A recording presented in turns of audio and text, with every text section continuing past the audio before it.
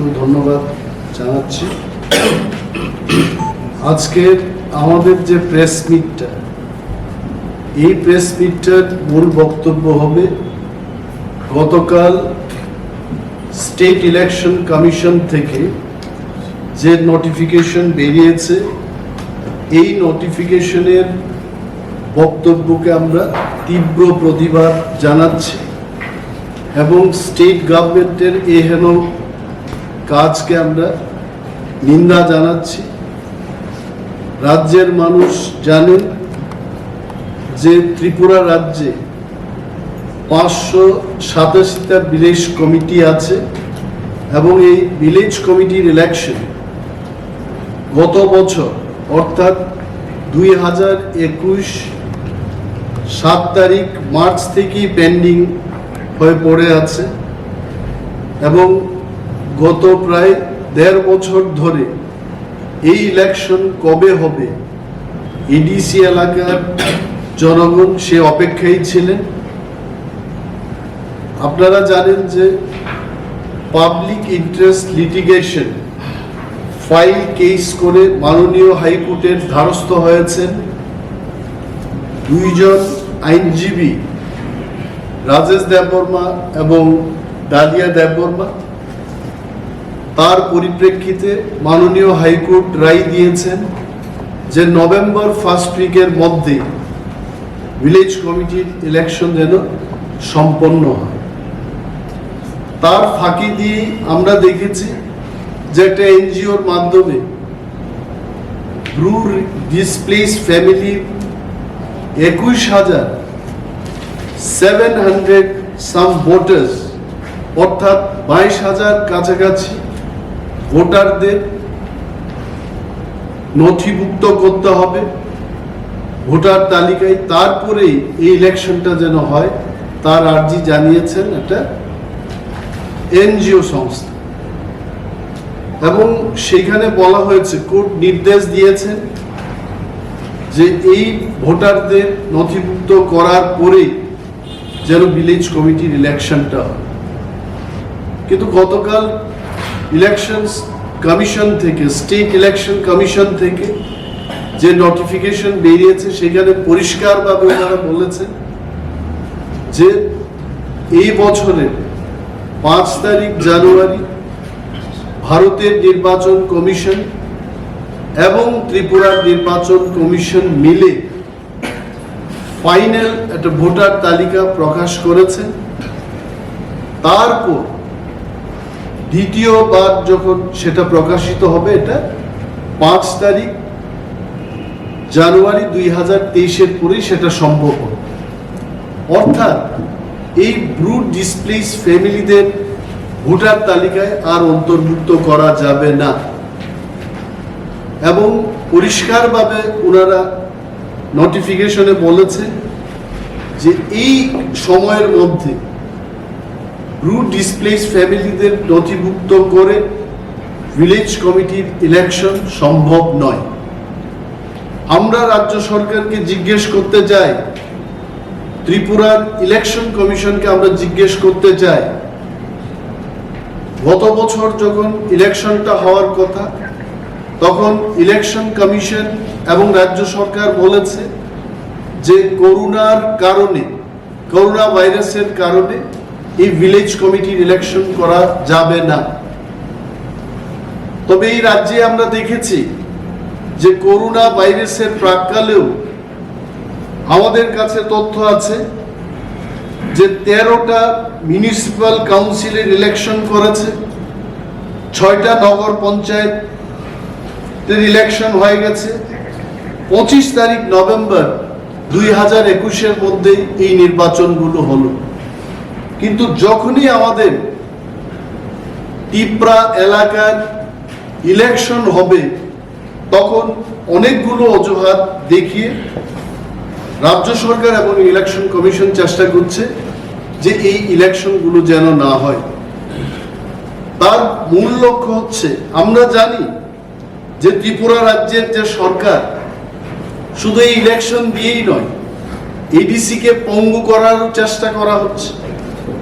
আমাদের যে প্রজেক্টগুলো রাজ্য সরকারের মাধ্যমে কেন্দ্রীয় সরকারের কাছে যাবে, সেখানেও কিন্তু রাজনৈতিকভাবে হস্তক্ষেপ করে তারা বারবার এই প্রজেক্টগুলোকে এখানে বাধা দেওয়ার চেষ্টা করছে, থামিয়ে দেওয়ার চেষ্টা করছে এবং এডিসিকে আর্থিকভাবে পঙ্গু করার লক্ষ্যে। আপনারা নিশ্চয়ই জানেন এটা, যে ট্রাইবাল ওয়েলফেয়ার ডিপার্টমেন্টের মাধ্যমে এডিসিকে পরিচালনা করার চেষ্টা করছে, কিন্তু tribal welfare department itself cannot be the guardian of TTADC. এবং ট্রাইবাল ওয়েলফেয়ার ডিপার্টমেন্ট গত 5 বছরে ট্রাইবেলদের কোনো ওয়েলফেয়ার করেনি, বরঞ্চ যেখানে যেখানে ট্রাইবেলদের উন্নয়ন বা তিপ্রাসাদের উন্নয়ন হবে সেই কাজগুলোকে বাধা দেওয়ার চেষ্টা করেছে। ফুটবল টার্ফের কথাই বলুন, যখন এডিসি সেই কাজগুলো পেয়েছে সেখানেও তারা ভাগ বসানোর চেষ্টা করেছে, কাজগুলো যেন না হয় তার দিকে তারা সর্বদা চেষ্টা করেছে। এই যে অবস্ট্রাকশন, টিটিএডিসির প্রতি এই হেন আচরণ রাজ্য সরকারের এবং তার ট্রাইবাল ওয়েলফেয়ার দপ্তরের, তার পেছনে কারণটা কি? আমরা রাজ্যের মানুষকে বলবো এই কথাই, যে ভারতবর্ষের নয় পৃথিবীর লার্জেস্ট একটা পার্টি, পৃথিবীর বৃহত্তম পার্টি বলে দাবি করছে ভারতীয় জনতা পার্টি। যদি বিশ্বের এই প্রধান দল, বৃহত্তম দল তারা হয়েই থাকে, যারা বলে যে আগামী 50 বছর ধরে ভারতবর্ষের প্রতিটি ইলেকশনকেই তারা জয়লাভ করবে, তাদের এত ভয় কিসের? যে তিপ্রামথা একটা ছোট্ট পার্টি, হয়তোবা বিশ্বের সবচেয়ে ছোট দল হতে পারে তিপ্রামথা, এই পার্টিকে কেন ভয় পাচ্ছে? তার কারণটা কি? কারণ তারা জানে যে এই মুহূর্তে যদি ভিলেজ কমিটির ইলেকশন করা হয় ত্রিপুরায়, 587টা ভিলেজ কমিটির মধ্যে বিনা প্রতিদ্বন্দ্বিতায় তিপ্রামথা 400-এর বেশি ভিলেজ কমিটিতে জয়লাভ করতে পারবে। এই পরাজয় থেকে যেন তারা নিজেকে বাঁচিয়ে রাখতে পারে, তার লক্ষ্যেই কিন্তু এই ইলেকশনটা করছেন। কিন্তু আমাদের প্রশ্ন হলো, আপনি ভিলেজ কমিটি থেকে বাঁচতে পারেন, আপনি অন্য একটা ইলেকশন থেকে নিজেকে বাঁচাতে পারেন, কিন্তু বিধানসভাতে আপনার কি অবস্থা হবে? আপনি বিধানসভা থেকে বাঁচতে পারবেন? ত্রিপুরার মানুষ মনে রাখছে যে বিজেপি এবং তার সহযোগী দলের কি প্রতিশ্রুতি ছিল। 2018 সালের নির্বাচনে ঘরে ঘরে মোবাইল ফোনের ব্যবস্থা হবে, এই কথা কিন্তু মানুষ ভুলে যাননি। ঘরে ঘরে রোজগারের ব্যবস্থা হবে, এই ধ্বনি আজকেও ত্রিপুরা রাজ্যের মানুষের কানে বাজছে। আমরা বলবো যে এই ভিলেজ কমিটি নির্বাচনকে এড়িয়ে যাওয়ার একমাত্র লক্ষ্য হচ্ছে যে তিপ্রামথা যেন ত্রিপুরার তিপ্রাসাদের কণ্ঠ হয়ে দাঁড়াতে না পারে, এই কণ্ঠকে স্তব্ধ করে দেওয়ার একটা চেষ্টা। কিন্তু আমরা আজকে এই সাংবাদিক সম্মেলনের মাধ্যমে রাজ্যের প্রতিটি মানুষকে এই কথা বলবো যে ভিলেজ কমিটিকে থামিয়ে দিয়ে তিপ্রামথার কণ্ঠ প্রতিরোধ করা যাবে না, এবং তিপ্রামথা লড়াই করবে, লড়াই করে যাবে তিপ্রাসাদের অস্তিত্ব রক্ষার্থে এবং আমাদের সাংবিধানিক অধিকার আদায়ের লক্ষ্যে আমরা আন্দোলন গড়ে তুলব। আমাদের প্রেসিডেন্ট উনি বলেছেন যে আগামী 19 তারিখ অক্টোবর প্রতিটি রুরাল ডেভেলপমেন্ট ব্লকের প্রাঙ্গণে তিপ্রামথা তার সমস্ত শক্তি দিয়ে আমরা আন্দোলন গড়ে তুলব এবং ইলেকশন কমিশনের এই সিদ্ধান্তকে প্রতিবাদ জানিয়ে আমরা আন্দোলন করব। আরো আপনাদের এই কথা বলব যে এই যে বিজেপির এই হেন কার্যকলাপ, যে আজকে তিপ্রামথার উপর অ্যাটাক করছে, এমপি বাবুকে বসিয়ে তারা বলছে যে এডিসিতে সুপ্রশাসন হচ্ছে না। কে বলেছে? কে খবর দিয়েছে ওনাকে? উনি একদিনও এসছেন এডিসির সদর দপ্তরে যিনি এমপি, মাননীয় এমপি, যিনি সাংবাদিক সম্মেলন করে বলছেন জোরজার প্রশাসন, তার কোনো শৃঙ্খলা নেই, এডিসিতে এই কথা বলেছেন। আমি মাননীয় এমপিকে প্রশ্ন করছি, আপনি এই 16 মাসে তিপ্রামথার প্রশাসন আমরা যখন আমাদের কাজ শুরু করেছি, আপনি কোনোদিন এসছেন? এডিসির খোঁজ খবর নিয়েছেন? আমাদের কি অসুবিধে, কি আর্থিক সংকট আপনি খোঁজ নিয়েছেন? আপনার একটা দায়িত্ব আছে, আপনি কেন্দ্রীয় সরকারের সাথে আলোচনা করতে পারতেন। রাজ্যের বাজেট 26,800 কোটি টাকা, সেখানে এডিসিকে দেওয়া হচ্ছে মাত্র 619 কোটি টাকা। এই খবর কি মাননীয় এমপি সাহেব জানেন? এটা আসলে কিছুই না। তারা জানে যে তিপ্রাসারা থানসা হচ্ছে, এডিসি এলাকার সত্যিকারের উন্নয়ন কারা চায়? তিপ্রামথা সেই কাজ করতে চায়, তিপ্রামথাই সেই উন্নয়ন আনতে পারে। এটা বিজেপি এবং আইপিএফ তার বুঝে গেছে। তো মহারাজা প্রদ্যুৎ কিশোর মানিককে ওনার যে ইমেজ, এই ইমেজটাকে খারাপ করার চেষ্টা করছে, তাই সেই কথাগুলো বলছে। কে বলেছে? আমরা এডিসিতে ক্ষমতায় আসার পর আমরা টেলিমেডিসিনের সুচিকিৎসার ব্যবস্থা আমাদের এডিসি এলাকার মানুষের মধ্যে আমরা পৌঁছিয়ে দিতে পেরেছি। এই কাজগুলো গত 38 বছরে কেউ করেনি। এই কথাগুলো ওনারা বলবেন।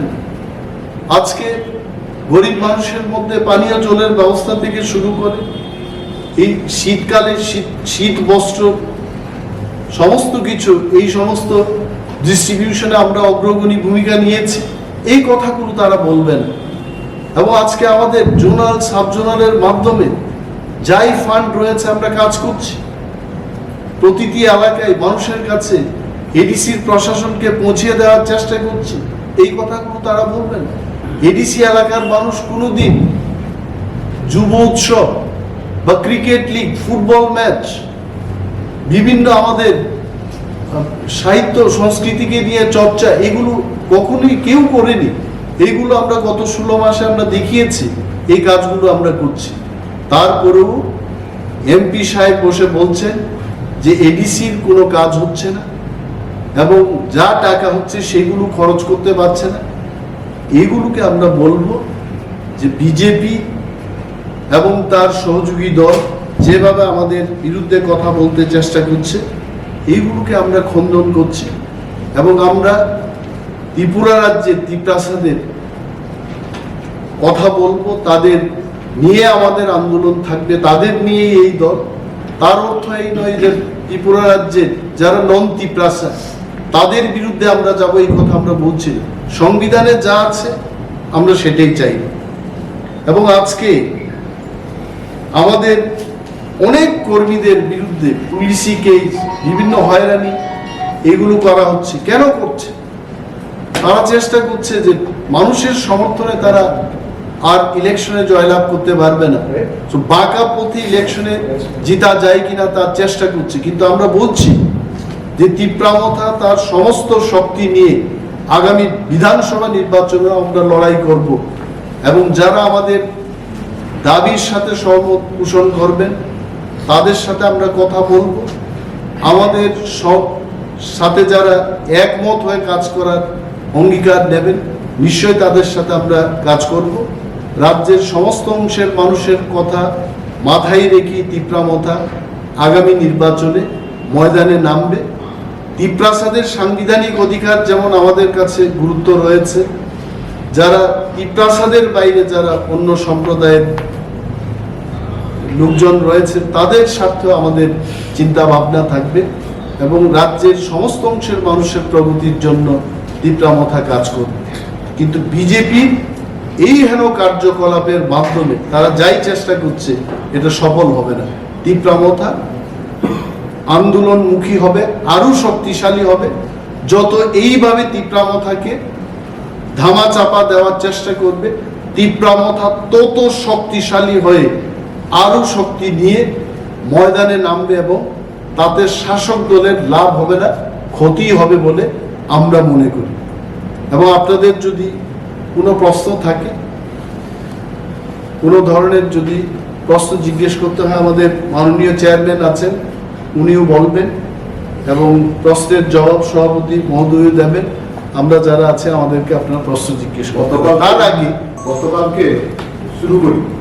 গতকালকে নোয়াই স্টেডিয়ামে অডিটোরিয়ামে আপনাদের একটা পর্যালোচনা বৈঠক হয়েছে। তাতে সাব জোনাল থেকে আরম্ভ করে সবাই ছিলেন, আপনারা ছিলেন এবং মুখ্য কার্যনির্বাহী সদস্যও ছিলেন। তাতে যেটা আপনি উদ্বেগ প্রকাশ করেছেন, যতটুকু আমরা জানি, অর্থনৈতিক অবরোধ, আপনাদের উন্নয়ন কাজকর্ম বন্ধ, কর্মচারীদের বেতন দিতে পারছেন না। এই যে 6 মাস এই নতুন অর্থ বছরে এর মধ্যে কত টাকা পাওয়ার কথা ছিল এবং আপনারা কত টাকা পেয়েছেন? আমি আমার ইন্ডাস্ট্রি দপ্তরের কথা বলছি।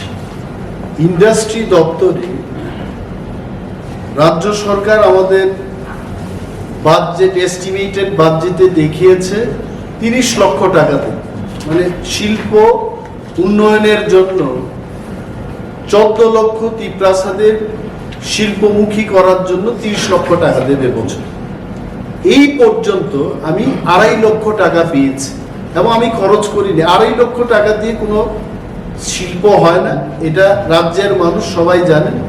সো 8% টাকা পেয়েছি। এইভাবে ফিশারি দপ্তরে -10%, অর্থাৎ ফিশারি দপ্তরে রাজ্য সরকার তার নিজস্ব কর্মচারী ডেপুটেশনে এডিসিতে পাঠিয়েছে। তো স্যালারিটি কে দেবে? রাজ্য সরকার দেবে, কিন্তু রাজ্য সরকার সেই স্যালারিটিও দিচ্ছে না। তো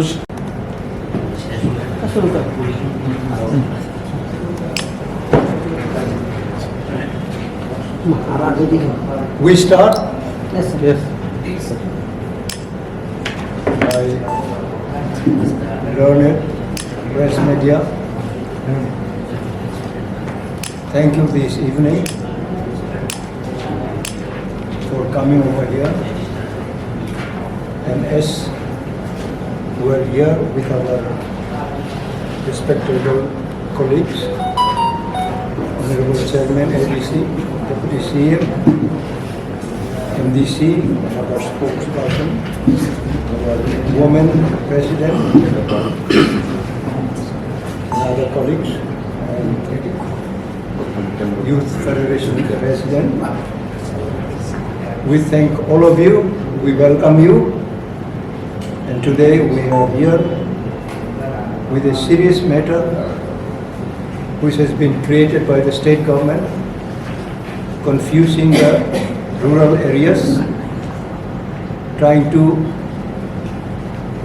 blindfold us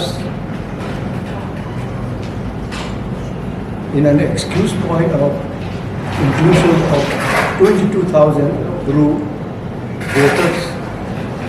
So far in more than 1 year time they have been able to do only 5,000. So out of 22,000, do they mean to tell the state's voters population that for all 22,000 they will need 3 years more? And by their aim and object is very clear, to avoid the village development. Unless and until the village development committee is constitutionally formed, it is difficult for the village people to have some development work. Today, I with my honorable colleagues here, we are really sorry to say that the ruling, both central and state government, have displayed their ill will to rural villages in Tripura by pushing away its due time of 1 year back, and today going to be more than 1 year. And this is truly we want to highlight and display in our state. Even the common people should understand the policy of the ruling government, both BJP and IPFT. They have not given any regards. They have not respected the constitution. After even 2 times High Court had indicated that they should hold a village committee election. One after another. We don't understand why they are justifying their denial of the development of the state. They are able to do municipality council and other municipality bodies in over the state, but they are denying the most rural, untouched and undeveloped areas out of election of the village committee. The village committee is the constitutional bodies which is responsible to extend development works through government programs. And today, as Tree Promoter Party, we are here to tell the people of Tripura, are you happy? Are we happy with the ruling intention of denying the rights of people to have development work through village community? And we are here respecting our Honorable Chairman, Maharaj Padut Kishore Manikko, who had guided us and told us about his pain, about his mindset also, that we should come together more and more unitedly. Therefore, Tree Promoter is strongly condemning the process of the state government by denying the rights of the people. In these circumstances, as a token of our stand and our future development, Tree Promoter will be organizing in all the district or sub-divisional magistrate's office on 19th of this month as a protest against the decision of the state government. So this is one. Number two, on 5th of November,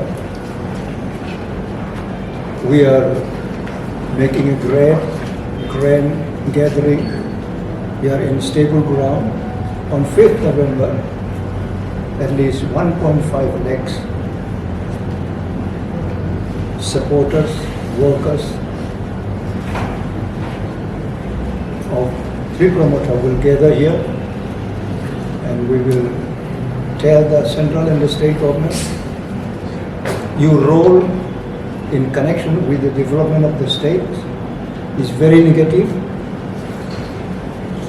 So today we are here. In short time, I will be handing over to our Deputy CM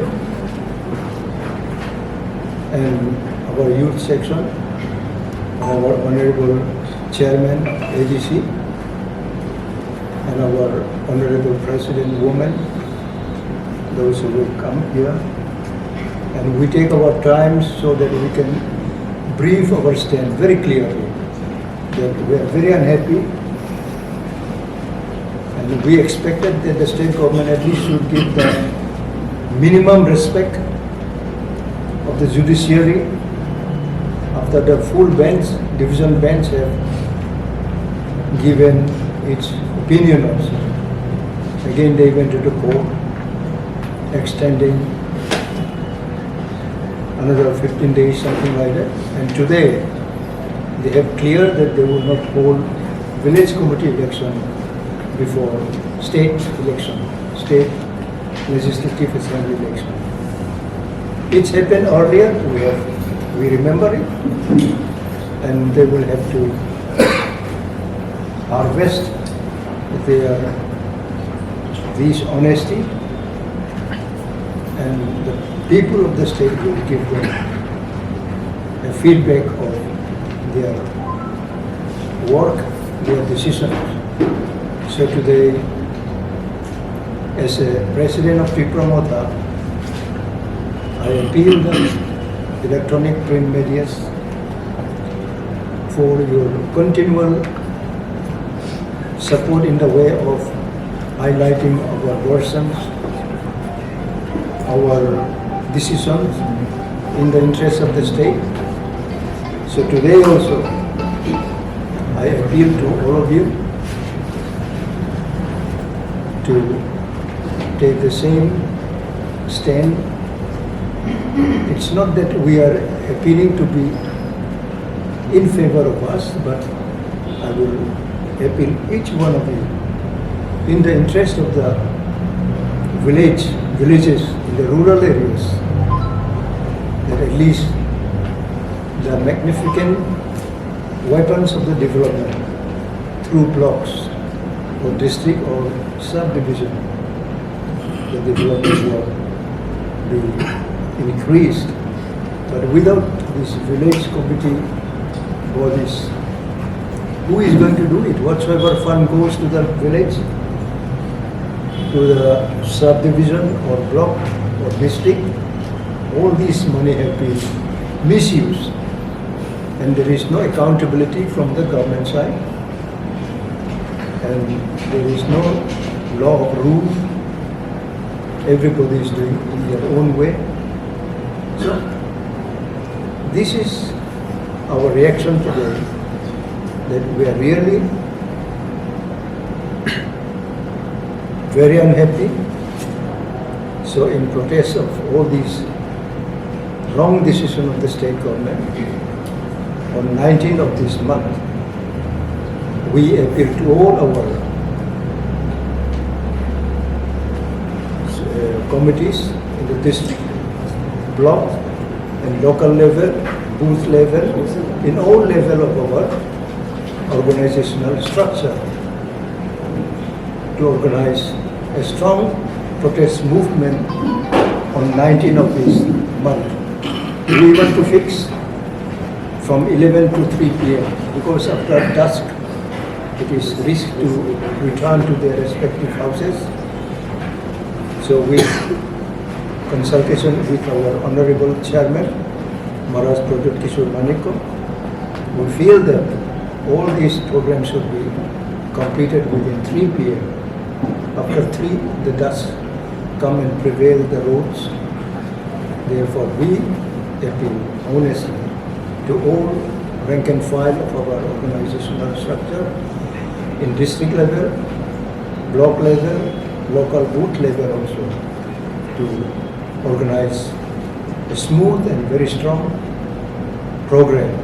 And for our 5th of November, a grand mass gathering which we have planned to organize here in stable ground is another way of our program. And we believe, even from the city of Agartala, all other sub-divisional headquarters, district headquarters, both indigenous population and local people, all walk of life of different languages, different belief, faith, will join TWI's program in protest against the revealing of this democratic process of the Constitution. We find that the present ruling, both BJP and IPFT, are denying disrespecting the judiciary also. Therefore, as a president of the party, I appeal, and now I will hand over to our next person to brief over to our system.